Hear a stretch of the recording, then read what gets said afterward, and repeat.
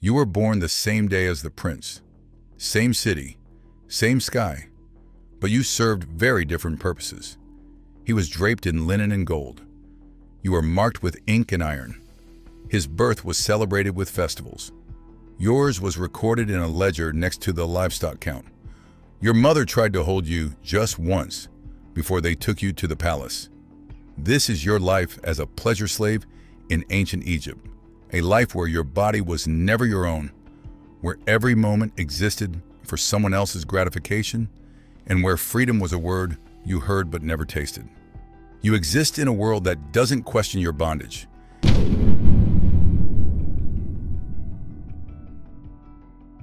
Ancient Egypt, Rome, the Ottoman Empire, Mesopotamia, Persia, across millennia and continents, the institution of sexual slavery was woven into the fabric of civilization.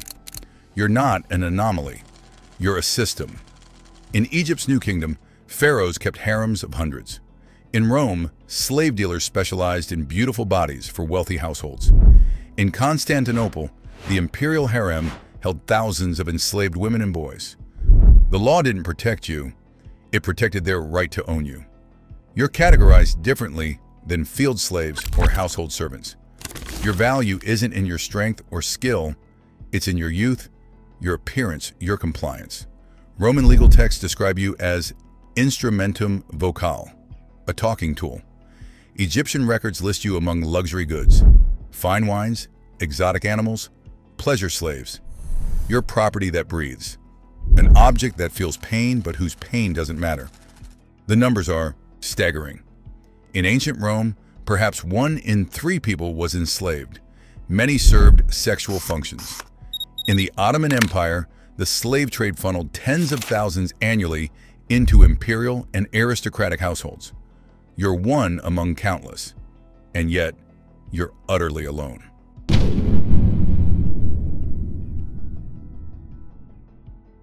Three paths led you here. Perhaps you were born to a slave mother. Your status inherited before your first breath, noted in the master's ledger as another asset. Or war brought you. Your city fell, Nubian, Assyrian, Germanic, it didn't matter. You survived, young and valuable, marched in chains to markets in Thebes, Rome, or Constantinople. Your mother's screams haunt you. Or you were sold. Famine, debt, desperation. Your family had no choice. A trader examined you, judged your teeth, your build, your potential. Money changed hands. You were 7 or 10, and home became a memory. And the auction block revealed your fate. Buyers circled, inspecting you like livestock, checking for defects, obedience, age, appearance, origin. Nubian and Syrian slaves fetched high prices in Egypt, fair-skinned youths in Rome, Greeks prized for cultivation. You became a catalog of attributes, your value measured in coins, not compassion. The house reeked of unwashed bodies and fear, scented with incense that did nothing to mask it.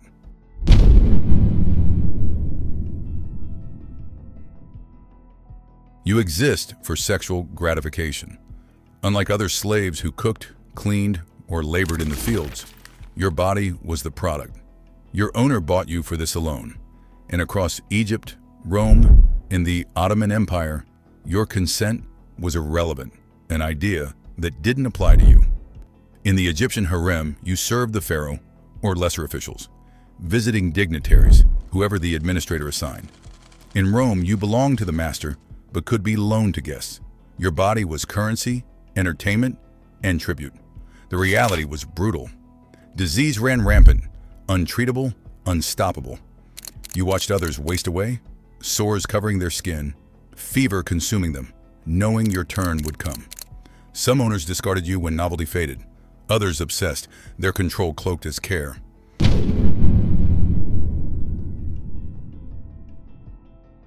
Indifference or desire both meant the same thing: consumption.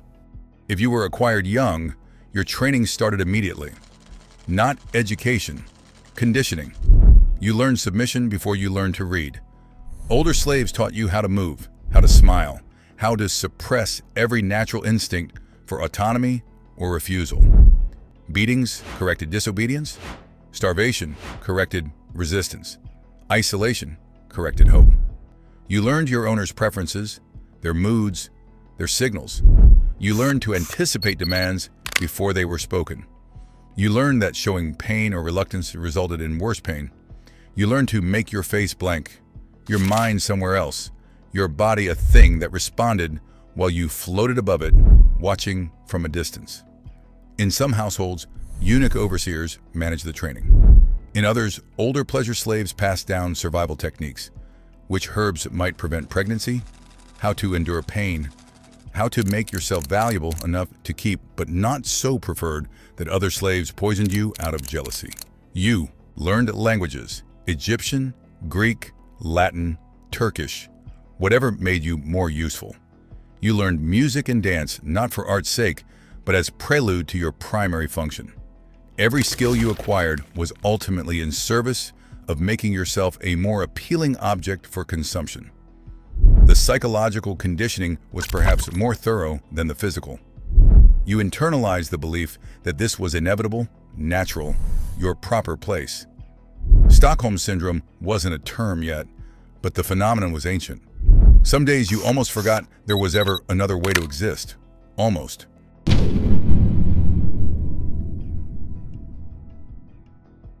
You are always on call. Sleep itself is a privilege, easily revoked. You wait, in chambers, corridors, or assigned quarters, until summoned.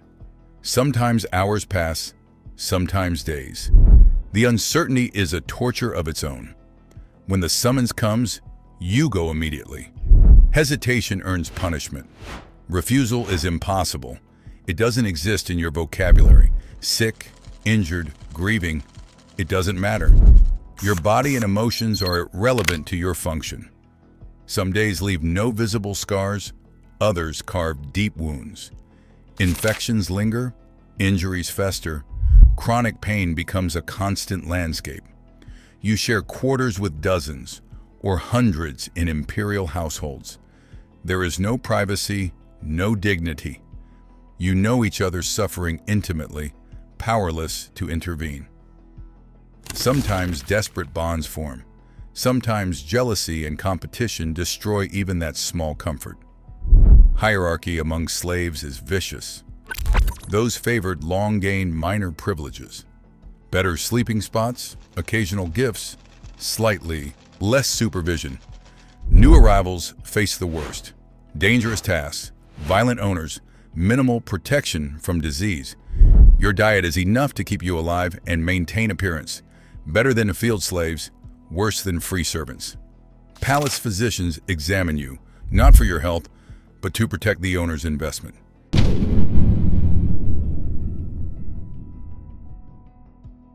Your body breaks down faster than you age. By 15, untreated infections, gonorrhea, syphilis, others unnamed, ravage you and your friends. Many lose sight, sanity, or life. Pregnancy is common and deadly. No reliable contraception exists. Births happen in harsh conditions. Many mothers and babies die. Those who survive inherit your chains. Injuries pile up. Torn tissue, broken bones, chronic pain from hours of forced positions. Cruelty or indifference makes no difference. Ancient remedies aim only to restore function, not ease. The psychological toll is hidden but relentless. Depression, dissociation, emotional numbness. Trauma is constant, escape impossible. Some end their own lives, but even that choice can be denied. You exist as property, not a person.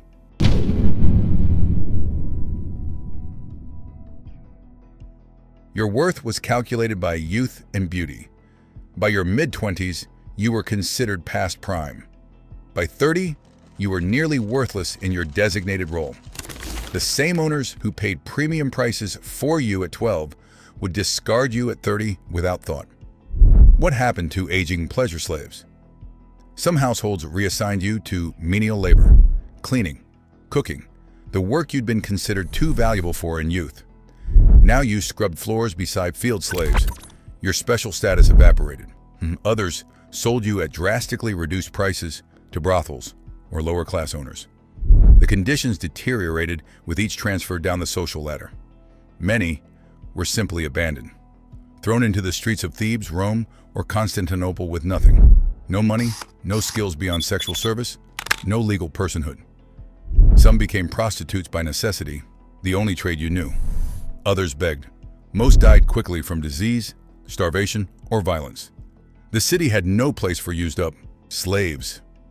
A few owners kept aging slaves on as servants, not from kindness but habit or mild sentimentality.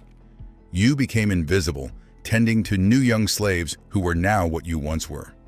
The cruelty of watching the cycle repeat, powerless to stop it.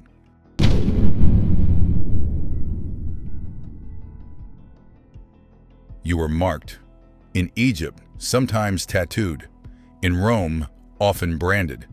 The marks identified you as property, made running pointless. Everyone recognized an escaped slave. The punishment for harboring you was severe. Most people turned you in for the reward. Even if you somehow evaded capture, where would you go? You had no money, no documents, no legal existence. You couldn't own property, sign contracts, or testify in court. Your owner's claim to you was absolute, backed by the full force of law and social custom. Some tried anyway. Desperation overwhelmed logic.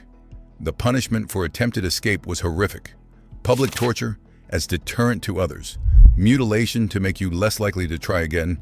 Sometimes execution if you'd caused enough trouble. The message was clear. Death was your only escape, and even that required permission. A few exceptional cases. Slaves who saved enough from tiny gifts to buy freedom. Those who earned manumission through decades of perfect service, rare. Instances where an owner's death freed you by will. These were lottery win odds. You didn't plan for them. You simply endured, day after day, knowing this was forever.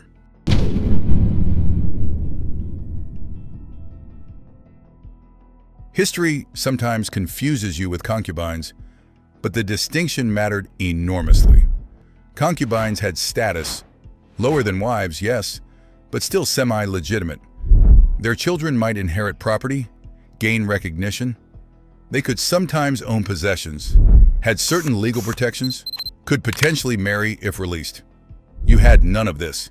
You were property, not a person in a relationship. Concubines were chosen, often from free families, and entered semi-voluntary arrangements. You were owned. The vocabulary itself reveals the difference. Concubines were kept women. You were slavis or dual, slave, possession thing. Some fortunate slaves became concubines, elevated through beauty, intelligence, or bearing the owner's child. This was rare and precarious. You could be demoted back to slave status at any moment, for any reason. The social distinction meant everything to those who achieved it, but from below, both looked like forms of bondage.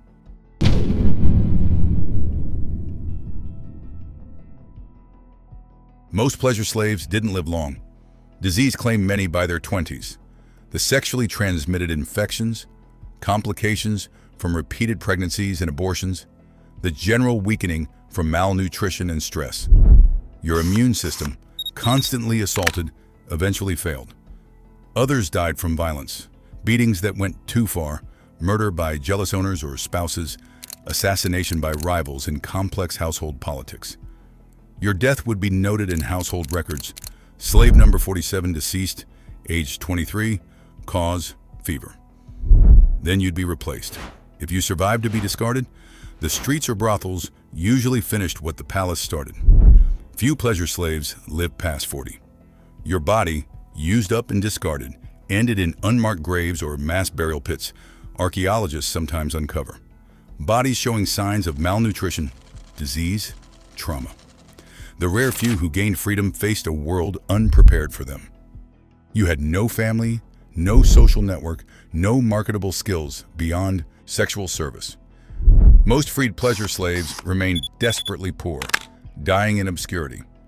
Freedom, when it came, was often just a different form of abandonment. You were born the same day as the prince. He is remembered in tombs and inscriptions. You are a line in a ledger, a nameless body in an unmarked grave. Millions like you existed, reduced to the service of another's pleasure, denied humanity, dying young and in pain. Almost none were remembered. The empires that enslaved you built wonders we still admire. The pyramids, the Colosseum, the palaces. You were part of that foundation. Invisible, essential, expendable. Your life mattered, even if the law and society said it didn't. If this strikes you, remember, these were real lives. Subscribe to help ensure they're not forgotten.